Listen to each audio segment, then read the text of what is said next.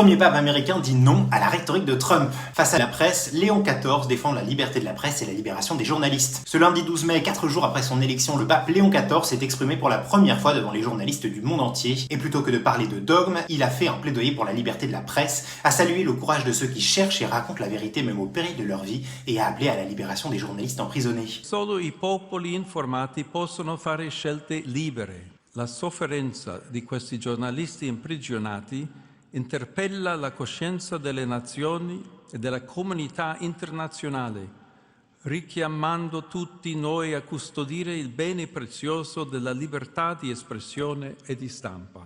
Grazie, cari amici, per il vostro servizio alla verità. Mais au-delà du geste politique, c'est tout un style de communication qu'il pose aux antipodes de la rhétorique clivante et belliciste des figures populistes du monde entier. Léon XIV a appelé à refuser la guerre des mots et des images. Il a affirmé que les journalistes sont en première ligne pour narrer les conflits, les injustices, mais aussi les espoirs de paix. Il les a exhortés à choisir une parole de paix, capable d'écoute, capable de recueillir la voix des faibles qui n'ont pas de voix, et de ne jamais céder à la médiocrité. Il a aussi insisté sur les nouveaux défis de la communication, en particulier l'intelligence artificielle, pas en tant que menace absolue, mais comme un champ à manier avec responsabilité et discernement. Dans un monde saturé d'informations et de confusion, il a dénoncé notre enfermement dans ce qu'il appelle une tour de Babel où plus personne ne s'écoute. Après son discours, il a pris le temps de saluer les journalistes, de signer des autographes et même de plaisanter sur l'Open d'Italie. Un exercice de communication rondement mené de la part du Saint-Siège.